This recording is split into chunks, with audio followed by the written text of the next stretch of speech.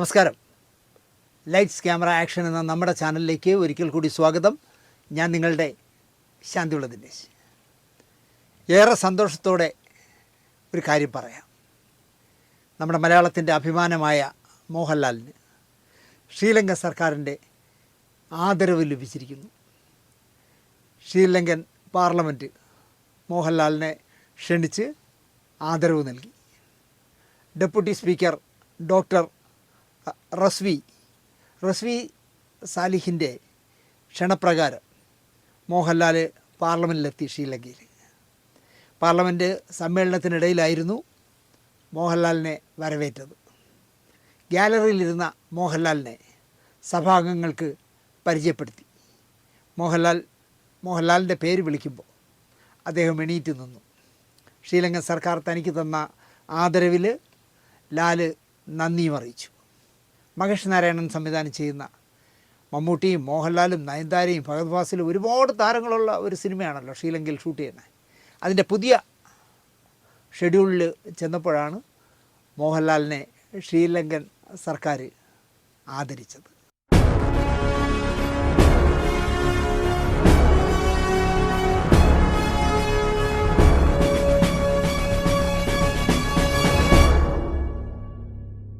നമസ്കാരം.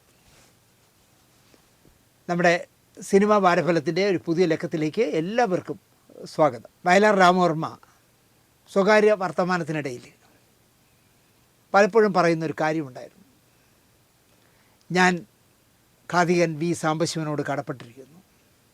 എന്നെ മലയാളികളുടെ ഇടയിൽ ചിരപ്രതിഷ്ഠനാക്കിയത് എൻ്റെ ആയിഷ എന്ന ചെറിയ ഖണ്ഡകാവ്യം വി സാംബശിവൻ കഥാപ്രസംഗം ആക്കിയതിലൂടെയാണ്.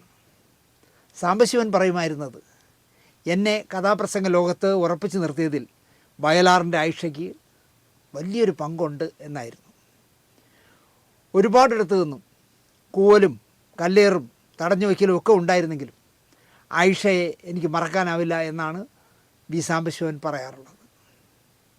ഇത് തന്നെയാണ് സിനിമയെപ്പറ്റിയും എനിക്ക് പറയാനുള്ളത്. ഒരു പിടി കവികളെപ്പോലെ, മറ്റ് ഒരു പിടി കവികളെപ്പോലെ ഒതുങ്ങിപ്പോകേണ്ട വയലാർ രാമവർമ്മ എന്ന കവി ജനകീയനായത് നൂറുകണക്കിന് സിനിമകൾക്ക് വേണ്ടി പാട്ടെഴുതിയിട്ടാണ്. ലക്ഷണമൊത്ത സിനിമാ ഗാനങ്ങളിലൂടെ ഉണ്ടാക്കിയ വയലാറിൻ്റെ പ്രശസ്തി കവിതകൾക്കും കവിക്കും ഗുണം ചെയ്തു എന്ന പക്ഷക്കാരനാണ് ഞാൻ. മറ്റ് പല കവികളേക്കാൾ വയലാറിനെ പ്രശസ്തനാക്കിയതിൽ തീർച്ചയായിട്ടും അദ്ദേഹത്തിൻ്റെ സിനിമാ ഗാനങ്ങൾക്ക് വലിയ പങ്കുണ്ട്. രാവണപുത്രി, എനിക്ക് മരണമില്ല, ആയിഷ, ആത്മാവിൽ ഒരു ചിത തുടങ്ങി വയലാർ കവിതകളൊക്കെ യുവത്വം പാടി ഘോഷിച്ചത് അദ്ദേഹം സിനിമാ ഗാനങ്ങളിലൂടെ സൃഷ്ടിച്ചെടുത്ത പ്രശസ്തി ഒന്ന് കൊണ്ട് തന്നെയാണെന്ന് ഞാൻ പറയും. 47-ാം വയസ്സിൽ 1975 മരിച്ചുപോയ വയലാറിൻ്റെ കവിതകളെയും സിനിമാ ഗാനങ്ങളെയും 50 വർഷം തികയാൻ ഇനി 4 മാസം മാത്രമേ ഉള്ളൂ. ഒറ്റപ്പറലാണല്ലോ പറയുന്നത്. എന്തിനെന്നാവും ഇത് കണ്ടുകൊണ്ടിരിക്കുന്ന നിങ്ങളുടെ സംശയം. ഒരുപാട് കാശ് വയലാർ നശിപ്പിച്ചിട്ടുണ്ട്. ഒരുപാട് സിനിമാക്കാർ കാശ് കൊടുക്കാതെ വയലാറിനെ പറ്റിച്ചിട്ടുണ്ട്. മരിക്കുമ്പോൾ അദ്ദേഹം ധനവാനായിരുന്നില്ല. ഇത് മനസ്സിലാക്കിയിട്ടാണ് വയലാറിൻ്റെ കുടുംബത്തെ സഹായിക്കാനും വയലാറിൻ്റെ സ്മരണ നിലനിർത്താനുമായി അന്നത്തെ മുഖ്യമന്ത്രി സി അച്യുതമേനോൻ്റെ നേതൃത്വത്തിൽ വയലാർ ട്രസ്റ്റ് രൂപീകരിച്ചത് 1976. 1977 ആദ്യമായി വയലാർ അവാർഡ് ഏർപ്പെടുത്തി. ലളിതാംബിക അന്തർജനത്തിനായിരുന്നു ആദ്യത്തെ അവാർഡ്. കൃത്യതയോടെ കൃത്യസമയത്ത് തുടങ്ങി കൃത്യസമയത്ത് അവസാനിക്കുന്ന വയലാർ അവാർഡിന് ശേഷം തുടക്കം മുതൽ ഇന്നും വയലാർ ഗാനങ്ങൾ ഉൾപ്പെടുത്തി മനോഹരമായൊരു ഗാനമേള കൂടി അന്നുണ്ടാവും. ദേവരാജ മാഷിൻ്റെ നേതൃത്വത്തിൽ തുടക്കം കുറിച്ചതാണത്. പരമാവധി 13 എക്സിക്യൂട്ടീവ് അംഗങ്ങളെ വയലാർ ട്രസ്റ്റിൽ പാടുള്ളൂ.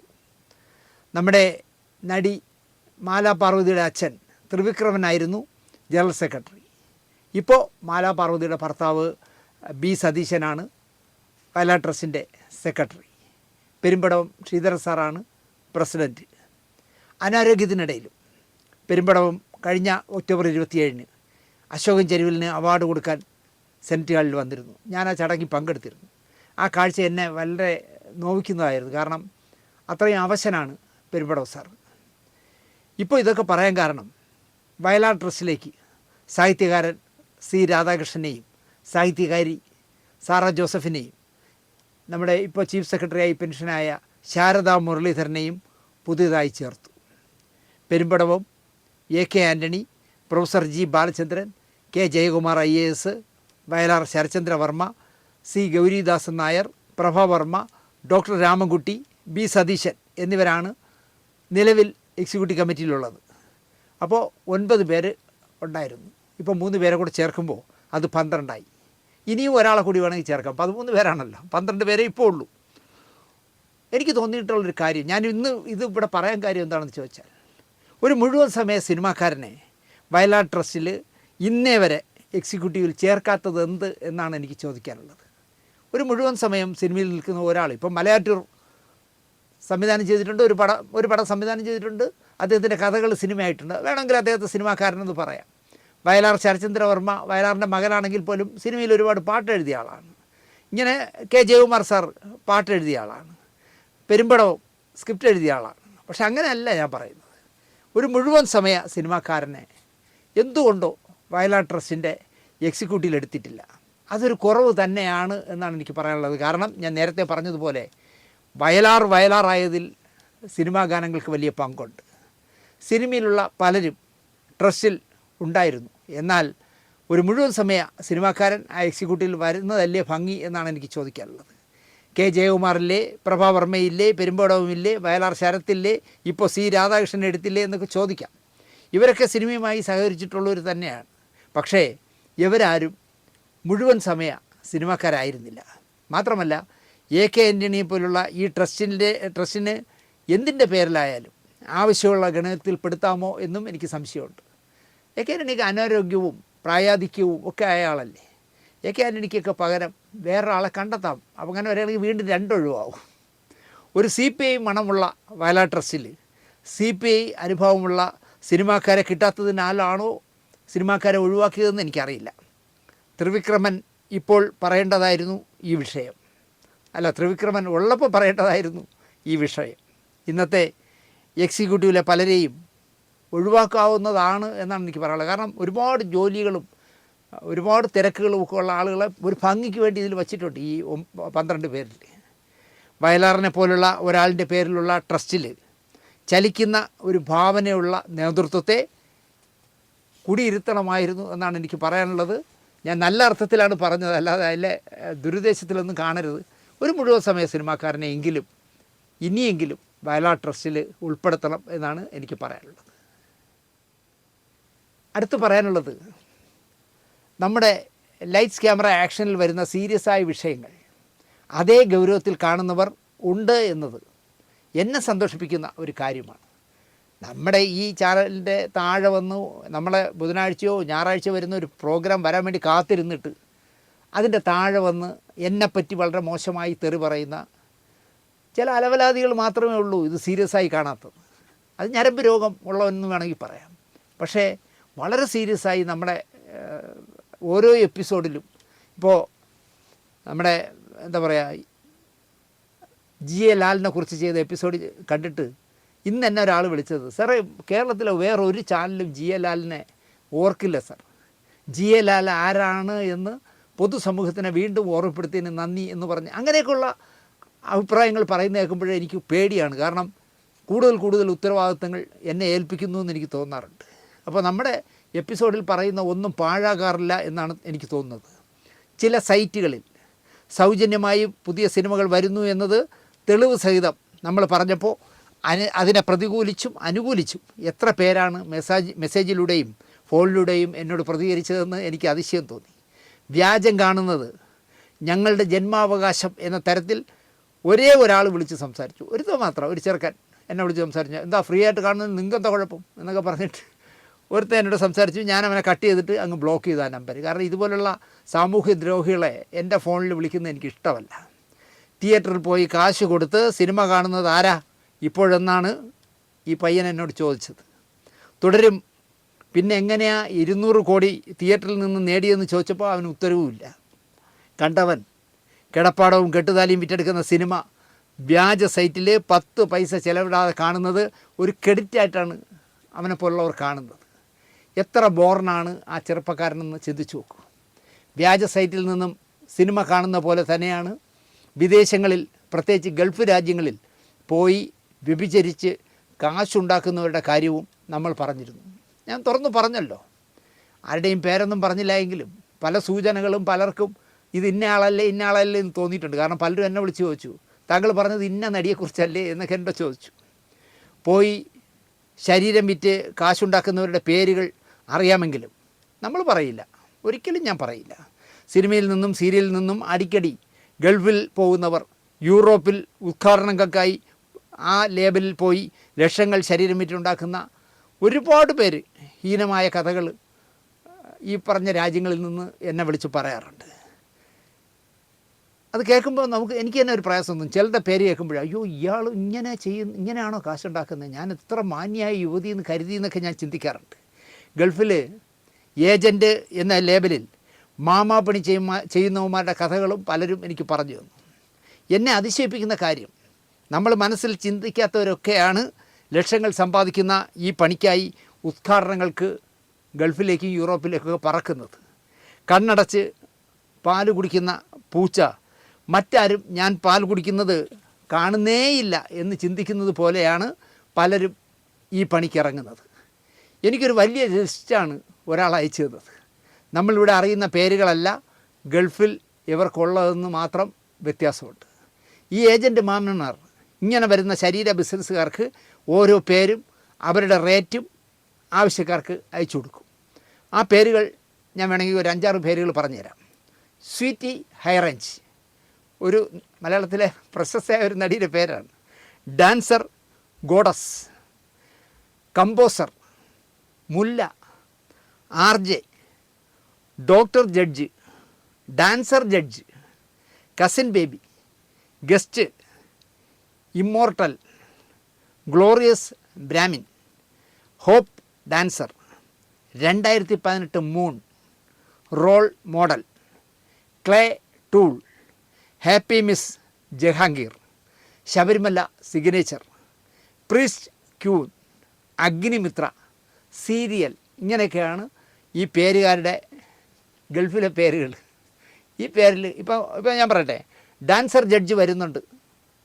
ഡാൻസർ ജഡ്ജിന് ഒരു ദിവസത്തേക്ക് ഇത്ര രൂപയാണ്, അര ദിവസത്തേക്ക് ഇത്ര രൂപയാണെന്നുള്ളത് ഈ മാമ പണി ചെയ്യുന്ന ഏജൻറ്റുമാർ അയാളുടെ സ്ഥിരമായി അയാളുടെ കസ്റ്റമേഴ്സ് ആരൊക്കെ ഉണ്ടോ അവർക്കെല്ലാം മെസ്സേജ് അയക്കും.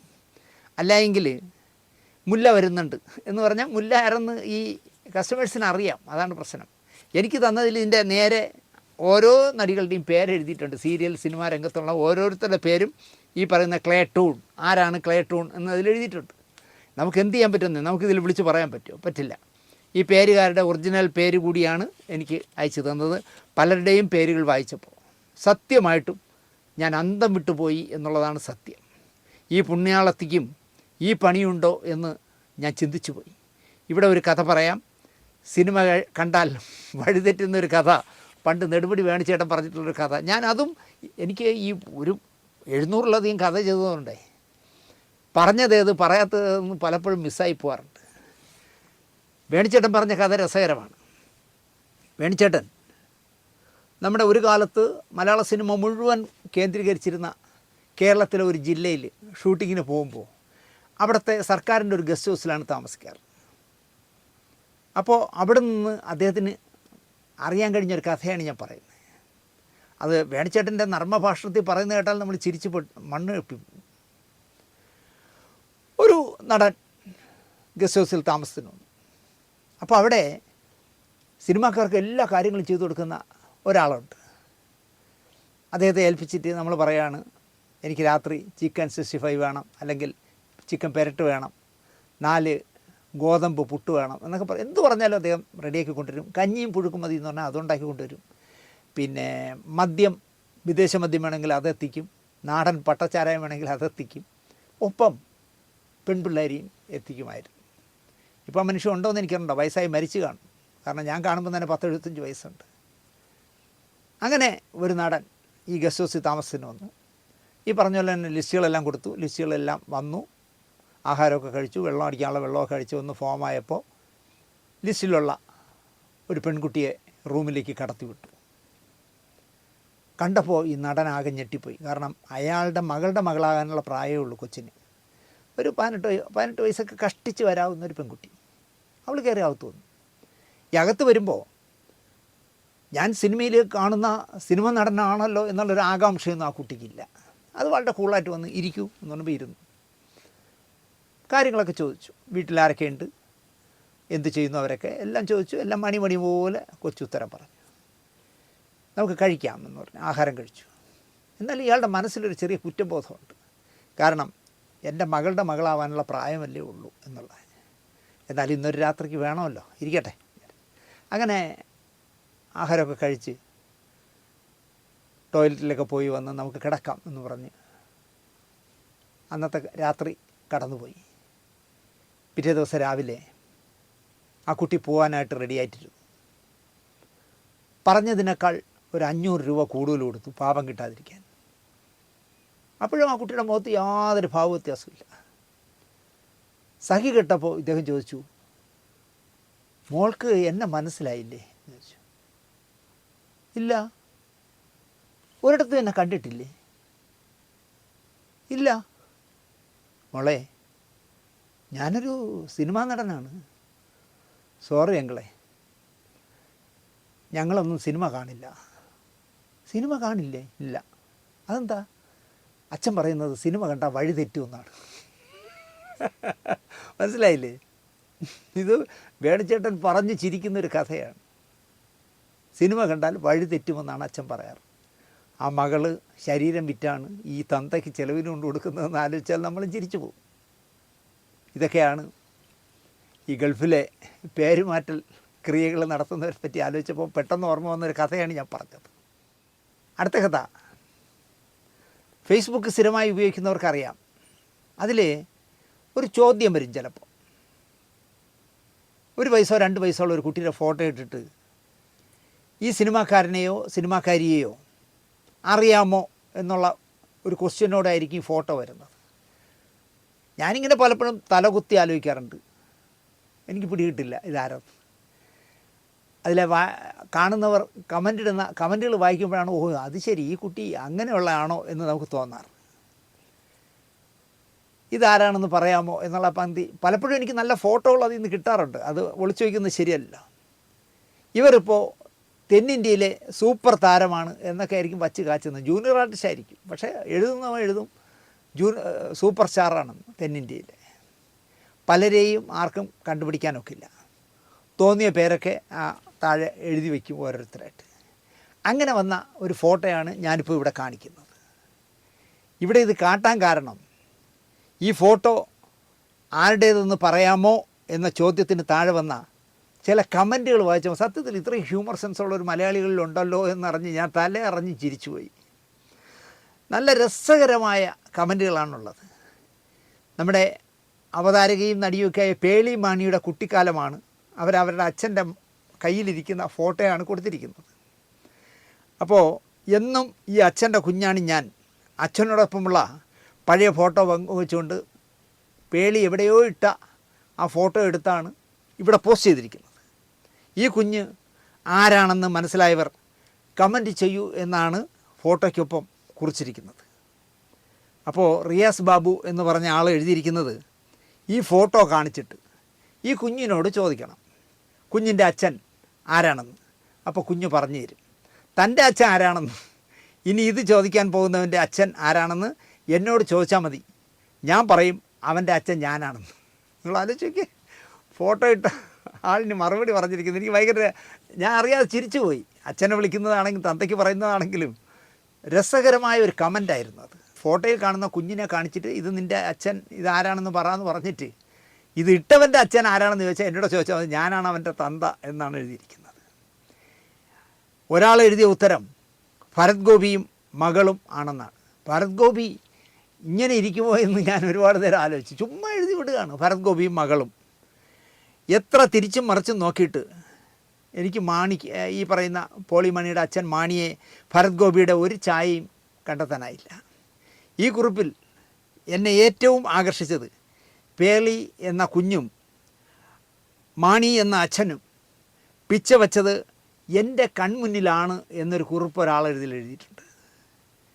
അതെന്നെ ഒരുപാട് ആകർഷിച്ചു. ഇത് ആര് എന്ന് പറഞ്ഞ് ഞാൻ നോക്കുമ്പോൾ ഇങ്ങനെ ഞാൻ ആലോചിച്ചത് എന്താണെന്ന് വെച്ചാൽ, പേളിക്ക് എത്ര വയസ്സുണ്ടാവും ഒന്ന് ഗസ് ചെയ്ത് നോക്കി. ഞാൻ ഗസ് ചെയ്യുന്നത് ശരിയല്ല എങ്കിലും ഗസ് ചെയ്ത് നോക്കി. ഇപ്പോൾ പേളി മാണിക്ക് എത്ര വയസ്സുണ്ടാവും? അപ്പോൾ പേളിയുടെ ഇരട്ടി വയസ്സെങ്കിലും വരണമല്ലോ മാണിക്ക്. അപ്പോൾ മാണി പിച്ച വെച്ചത് കണ്ടിട്ടുള്ള ഈ കുറിപ്പ് എഴുതിയ ആളിന് എത്ര വരാൻ വയസ്സ് എന്നാണ് ഞാൻ ആലോചിച്ചത്. നിങ്ങളും ആലോചിച്ച് നോക്കൂ. ഇപ്പോൾ പേളി മാണിക്ക് എത്ര വയസ്സ്? അതിൻ്റെ ഇരട്ടി വയസ്സ് അച്ഛനിടാം. ആ അച്ഛൻ പിച്ച വെച്ച് നടക്കുമ്പോൾ 25 വർഷം എന്ന് വെച്ചോളൂ, പുറകിലേക്ക് പോകുമ്പോൾ അത് കണ്ട ആളിന് എത്ര വയസ്സ് വരാം എന്ന് ഞാൻ ആലോചിച്ചു. സുലേഖ എന്ന മഹതിയാണ് ഈ കുറിപ്പ് എഴുതിയിരിക്കുന്നത്. സുലേഖയെ എത്ര പേർക്ക് അറിയാം എന്നെനിക്കറിയില്ല. ഒരു സൂചന തരാൻ പറഞ്ഞാൽ ഞാൻ പറയും, സർവ്വവിജ്ഞാനകോശത്തിൻ്റെ ഡയറക്ടറായിരുന്നു, യൂണിവേഴ്സിറ്റി പരീക്ഷ കൺട്രോളറായിരുന്നു, കരമന NSS കോളേജിൻ്റെ പ്രിൻസിപ്പലായിരുന്നു, ഇഗ്നോയുടെ ഡിസ്റ്റൻസ് എഡ്യൂക്കേഷൻ കൗൺസിൽ ഡയറക്ടറായിരുന്നു. വലിയ പോസ്റ്റുകളിലിരുന്ന മഹതിയാണ് ഈ സുലേഖ.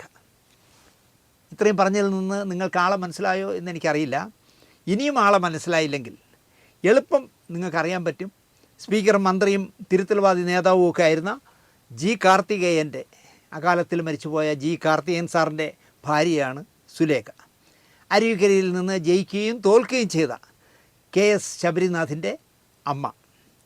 KN ഷാജഹാനെ പോലുള്ള വിഡ്ഢികൾ തെറി പറയുന്ന ദിവ്യ S അയ്യർ IASൻ്റെ അമ്മയാണ് സുലേഖ. ഈ പോസ്റ്റ് ഇട്ടവന് അറിയില്ല എങ്കിലും പിന്നെ നമ്മൾക്ക് എങ്ങനെ അറിയാനാണ് എന്ന ഒരാളുടെ കമൻറ്റും എനിക്ക് ചിരി വന്നു. അതായത് ഈ ഫോട്ടോയും അതിൻ്റെ താഴെ ഇതാരാണെന്ന് പറയാമോ, എന്നിട്ട് ഈ പോസ്റ്റ് ഇട്ടവന് പോലും ഫോട്ടോയിലെ കൊച്ചിനെ അറിയില്ല എന്നാണ്, പിന്നെ നമ്മളെങ്ങനെ പറയും എന്നാണ് ഒരാൾ ചോദിച്ചത്.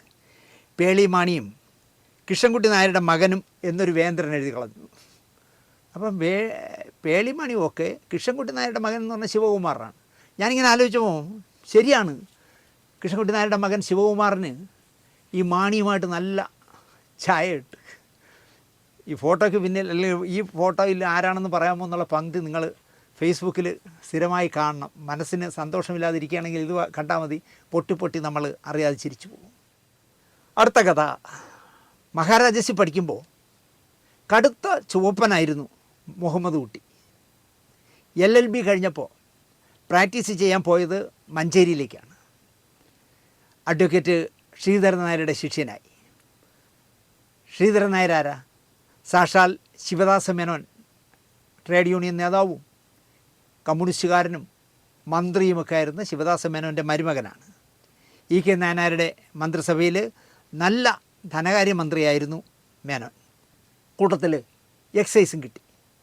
ആദ്യം നായനാരുടെ 1ാം മന്ത്രിസഭയിൽ അദ്ദേഹം വിദ്യുശക്തി മന്ത്രിയായിരുന്നു.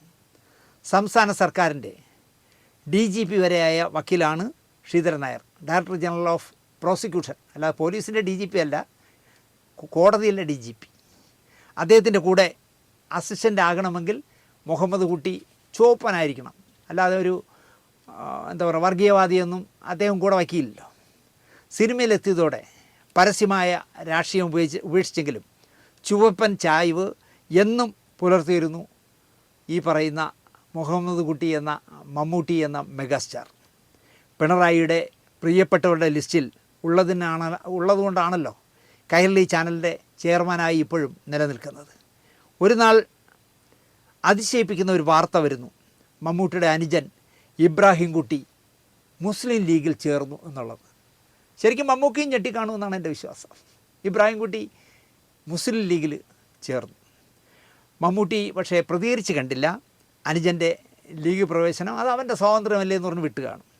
മമ്മൂട്ടിയുടെ അനുജൻ ദുൽഖർ സൽമാൻ്റെ കൊച്ചാപ്പ, മക്ബൂൽ സൽമാൻ്റെ ബാപ്പ മുസ്ലിം ലീഗിൻ്റെ ഒരു എളിയ പ്രവർത്തകനായി അറിയപ്പെടാൻ ആഗ്രഹമുണ്ടായി.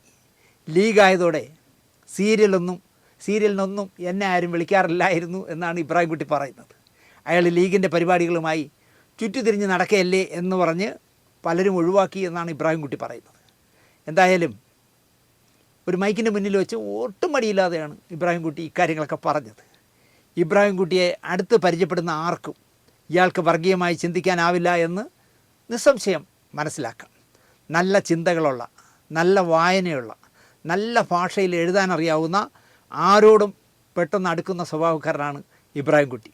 പക്ഷേ ഇബ്രാഹിം കുട്ടിയെ ലീഗുകാർ വേണ്ട വിധം ഉപയോഗിച്ചില്ല. അവിടെ KM ഷാജിമാർ ഒരുപാടുണ്ടല്ലോ, അതുകൊണ്ട് ഇബ്രാഹിം കുട്ടിയൊന്നും അവിടെ വേണ്ട. ദക്ഷിണായനം കഴിഞ്ഞ് ഇബ്രാഹിം കുട്ടിയുടെ ഒരു പുസ്തകത്തിൻ്റെ പേരാണ് ദേവബന്ധനം, പുരോയാനം. ഇതൊക്കെ ഇബ്രാഹിം കുട്ടി എഴുതിയ പുസ്തകങ്ങളാണ്.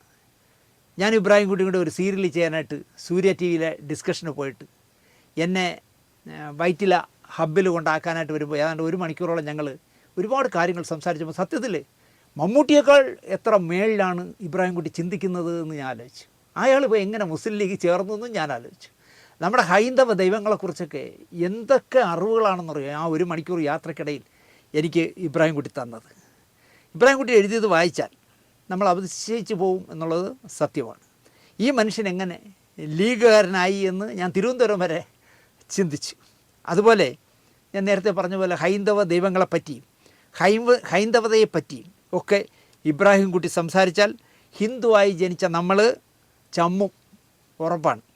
അത്രയും പാണ്ഡിത്യം ഇബ്രാഹിം കുട്ടിക്ക് ഇക്കാര്യങ്ങളിലുണ്ട്. എന്തായാലും ഇന്നലെ നടന്ന നിലമ്പൂർ തെരഞ്ഞെടുപ്പിൽ M സ്വരാജ് എന്ന ഇടതുപക്ഷ സ്ഥാനാർത്ഥിയായതോടെ ഇബ്രാഹിം കുട്ടി ലീഗിനോട് വിട പറഞ്ഞു. നമ്മുടെ എന്നാൽ താൻ പോയി കേസ് കൂടിൽ വന്ന വക്കീലുണ്ടല്ലോ, ഷുക്കൂർ വക്കീൽ, അദ്ദേഹം ഇപ്പം പാർട്ടി പ്രവർത്തനവുമായിട്ട് ഭയങ്കര സജീവമാണ്. ഷുക്കൂർ വക്കീലുമായിട്ട് നിലമ്പൂരിൽ കറങ്ങുകയായിരുന്നു ഇബ്രാഹിം കുട്ടി. സ്വരാജിനെ പോലെ ഒരാൾ മത്സരിക്കുമ്പോൾ പിന്തുണച്ചില്ലെങ്കിൽ പൊതുജനത്തിനാണ് നഷ്ടം എന്നാണ് ഇബ്രാഹിം കുട്ടിയുടെ പുതിയ കാഴ്ചപ്പാട്. രസം എന്താണെന്ന് ചോദിച്ചാൽ 2021 തൃപ്പൂണിത്തുറയിൽ സ്വരാജിനെതിരെ മത്സരിച്ച K ബാബുവിന് വേണ്ടി മുസ്ലിം ലീഗിൻ്റെ പ്രാസംഗികനായി പ്രസംഗിച്ച ആളാണ് ഇബ്രാഹിം കുട്ടി. അന്ന് ചെയ്ത തെറ്റിന് പ്രായശ്ചിത്തം ചെയ്യാനാണ് താൻ നിലമ്പൂരിൽ എത്തിയത് എന്നാണ് ഇബ്രാഹിം കുട്ടി തുറന്നു പറഞ്ഞത്. മമ്മൂട്ടിയെ പോലെ തന്നെ ഒരു പ്രത്യേക ശൈലിയിൽ നല്ല രസമായിട്ട് ഇബ്രാഹിം കുട്ടി ചിരിക്കും. കാലം ആവശ്യപ്പെടുന്ന നേതാവാണ് സ്വരാജ് എന്നാണ് ഇബ്രാഹിം കുട്ടി അദ്ദേഹത്തിൻ്റെ ഫേസ്ബുക്കിൽ കുറിച്ചത്. അവിടെ പ്രസംഗിച്ചിടത്തൊക്കെ അങ്ങനെ ആയിരിക്കണം അദ്ദേഹം സംസാരിച്ചത് എന്നെനിക്ക് തോന്നുന്നു. എന്തായാലും ഇബ്രാഹിം കുട്ടിയുടെ പുതിയ ചുവടുവയ്പ് നല്ല വിജയമാകട്ടെ എന്ന്. ഇപ്പോൾ കോർപ്പറേഷൻ, മുനിസിപ്പാലിറ്റിയൊക്കെ തിരഞ്ഞെടുപ്പുകളൊക്കെ വരികയാണ്. അദ്ദേഹം താമസിക്കുന്ന ആ ഏരിയയിൽ കോർപ്പറേഷനിലേക്കൊക്കെ വേണമെങ്കിൽ, കൊച്ചിൻ കോർപ്പറേഷനിലേക്കൊക്കെ വേണമെങ്കിൽ അദ്ദേഹത്തിന് മത്സരിപ്പിക്കുമോ എന്നെനിക്കറിയില്ല. അങ്ങനെ ഒരു സീറ്റിൽ മത്സരിപ്പിച്ച് ജയിപ്പിച്ച് ഇബ്രാഹിം കുട്ടിയെ കൊച്ചിൻ കോർപ്പറേഷനിൽ ഒരംഗമാക്കണമെന്നാണ് എനിക്ക് എൻ്റെ പാർട്ടിയോട് പറയാനുള്ളത്. അടുത്ത ഒരു കഥ കൂടെ പറഞ്ഞ് അവസാനിപ്പിക്കാം. പണ്ടുള്ളവർ പറയും പശുവും ചത്തു മോരിലെ പുളിയും മാറിയെന്ന് പണ്ടുള്ളവർ പറയും. അങ്ങനെ പറയാവുന്നതാണ് ഇപ്പോൾ തുടരും എന്ന് പറഞ്ഞ സിനിമയുടെ കാര്യം. തുടരും സിനിമ തിയേറ്ററിലെത്തുമ്പോൾ സത്യത്തിൽ മോഹൻലാലിനോ രഞ്ജിത്തിനോ തരുൺമൂർത്തിക്കോ ഒന്നും ഇന്നത്തെ വിജയം ആ സിനിമ ഉണ്ടാക്കുമെന്ന് ധൈര്യമുണ്ടായിരുന്നു എന്ന് എനിക്ക് തോന്നില്ല. അപ്പോൾ മലയാള സിനിമ ചരിത്രത്തിൽ തന്നെ ഇതുവരെയുള്ള പണം വാരി പടങ്ങളിൽ ഒന്നാമനായി തുടരും. OTTയിലും തുടരും എത്തി. തരുൺമൂർത്തി പുതിയ സിനിമ ഭഗത് ഫാസിലിനെ വെച്ച് ചെയ്യാനായിട്ട് അതിൻ്റെ ആലോചനകളും ചർച്ചകളുമായിട്ട് പോയി കഴിയുകയും ചെയ്തു. തുടരും തിയേറ്ററിലെത്തി. വിജയമാകാതെ പോയാൽ വരുന്ന നഷ്ടം താൻ തരാമെന്ന് നിർമ്മാതാവിന് രഞ്ജിത്തിന് മോഹൻലാൽ ഉറപ്പ് കൊടുത്തതിരുന്നതാണ്. എല്ലാവരുടെയും ചിന്തകളെ തട്ടിത്തെറിപ്പിച്ച് സിനിമ വമ്പൻ എന്നല്ല വമ്പമ്പൻ വിജയമായി മാറി. പതിവ് നടപ്പുശീലം പോലെ തന്നെ തുടരും എന്ന് പറഞ്ഞ സിനിമ പറഞ്ഞ കഥ ഞാൻ 2030 ചെയ്യാനിരുന്നതാണ്, അതിനെപ്പറ്റി ആലോചിച്ചുകൊണ്ടിരിക്കുകയായിരുന്നെന്ന് ചിലർ പറയും. 2000 മുതൽ ഞാനതിൻ്റെ ആലോചനയിലായിരുന്നു. കഴിഞ്ഞ 25 വർഷമായിട്ട് ഞാനിത് എങ്ങനെ എടുക്കാം എന്ന് ആലോചിക്കുകയായിരുന്നു എന്ന് ചിലർ പറയും. ഈ കഥ എഴുതാൻ പേപ്പർ വാങ്ങാൻ പോയപ്പോഴാണ് തുടരും സിനിമയുടെ കഥ, എൻ്റെ കഥ അടിച്ചു മാറ്റിയത് എന്നൊക്കെ പലരും പറഞ്ഞ് രംഗത്തെത്തിയിരുന്നു. നമ്മളൊരു എപ്പിസോഡ് ചെയ്തല്ലോ, 2-3 പേര് പറഞ്ഞത്. ചായക്കോപ്പിലെ കൊടുങ്കാറ്റ് പോലെ എല്ലാം ചാവിള്ളയായിപ്പോയി. എന്തിനിങ്ങനെ അടിക്കുന്നു എനിക്കറിയില്ല. ഞാൻ ചെയ്യാനിരുന്നതാണ്, ചില ആർട്ടിസ്റ്റുകളുടെ ഡേറ്റ് കിട്ടാത്തതുകൊണ്ട് ചെയ്യാത്തതാണ് എന്നൊക്കെ പറഞ്ഞ് ഇങ്ങനെ അടിക്കും. നിലമ്പൂരിൽ ഇടതുപക്ഷം പോസ്റ്ററിലും പരസ്യങ്ങളിലുമൊക്കെ തുടരും നന്നായി യൂട്ടിലൈസ് ചെയ്തു എന്നാണ് എനിക്ക് പറയാനുള്ളത്.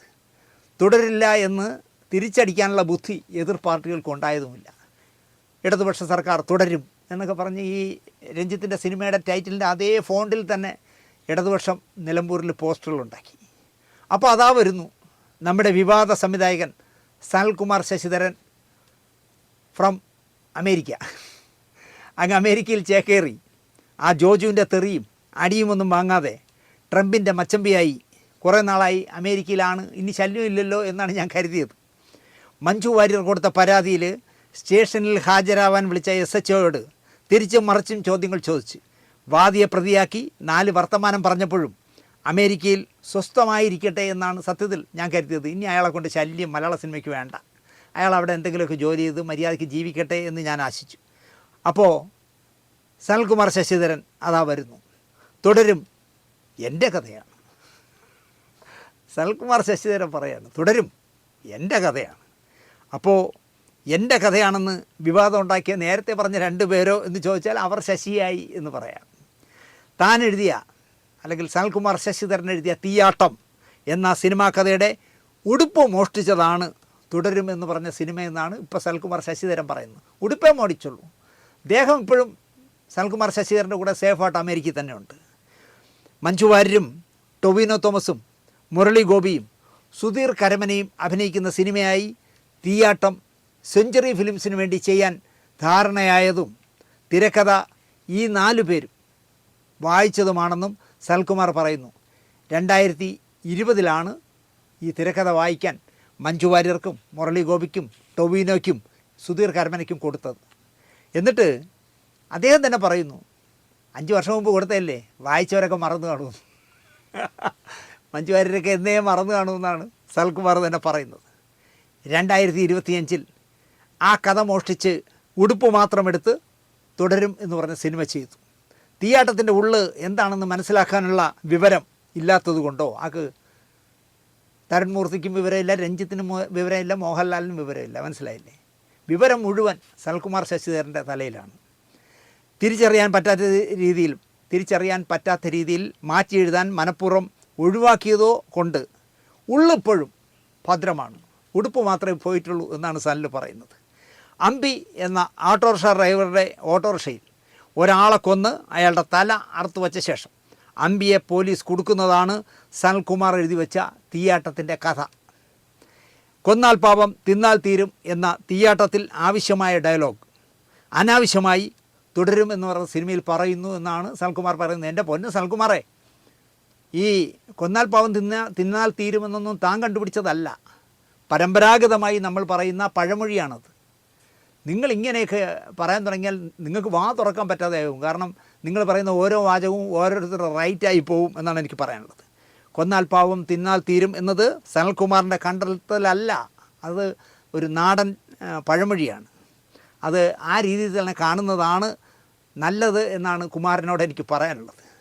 തിരക്കഥ മഞ്ജുവും ടൊവിനോയൊക്കെ വായിച്ചതാണെങ്കിലും 5 വർഷം കഴിഞ്ഞതിനാൽ ആ പാവങ്ങൾ മറന്നുപോയി കാണും എന്നാണ് സനൽകുമാർ പറയുന്നത്. എന്തായാലും മഞ്ജുവിനെയൊക്കെ പാവമെന്നാണ് പറയുന്നത് കേട്ടോ. ടൊവിനോ തോമസും സുധീർ കരമനയും ഒക്കെ മുരളി ഗോപിയൊക്കെ പാവങ്ങളാണ്. അതുകൊണ്ട് 5 വർഷം മുമ്പ് വായിച്ചത് മറന്നുപോയിരിക്കും ആ പാവങ്ങൾ എന്നാണ് പറയുന്നത്.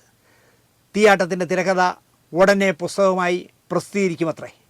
അതാർക്കാ പറ്റാത്തത് സനൽകുമാറേ? തുടരും OTTയിലുണ്ട്. എടുത്തിട്ട് കണ്ടിട്ട് ഡയലോഗുകൾ എഴുതിയെടുത്ത് പറയുന്നത് അമ്പി എന്നാക്കിയാൽ പോരെ. മോഹൻലാലിൻ്റെ കഥാപാത്രത്തിൻ്റെ പേര് അമ്പി എന്നാക്കിയാൽ നിങ്ങൾക്ക് തുടരുമെന്ന് പറഞ്ഞ പടത്തിൻ്റെ തിരക്കഥാ പുസ്തകം ഇറങ്ങിയിട്ടില്ല. അല്ലെങ്കിൽ അതെടുത്ത് വാങ്ങിച്ചിട്ട് കഥാപാത്രത്തിൻ്റെ പേര് മാറ്റിയിട്ട് ഇറക്കിയാലും മതി. ആരെങ്കിലും വെള്ളം ഒഴുകിപ്പോയിട്ട് പാലം കെട്ടുമോ? എൻ്റെ പൊന്ന് സനൽകുമാറേ, നിങ്ങൾ അങ്ങനെയാണ് പാലം കെട്ടാൻ നിങ്ങൾ ശ്രമിക്കുന്നത്. മഞ്ജു വാര്യരും ടൊവിനോയും നിർമ്മാണ പങ്കാളികളായി സെഞ്ചുറി നിർമ്മിക്കാൻ പ്ലാൻ ചെയ്തതാണത്രേ.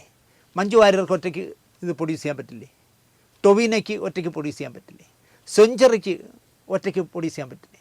ഇത് സെഞ്ചുറി പ്രൊഡ്യൂസ് ചെയ്യും, പക്ഷേ മഞ്ജു വാര്യരും ടൊവിനോ തോമസും എക്സിക്യൂട്ടീവ് പ്രൊഡ്യൂസർ ആകുമായിരുന്നു എന്നാണ് ഇദ്ദേഹം പറയുന്നത്.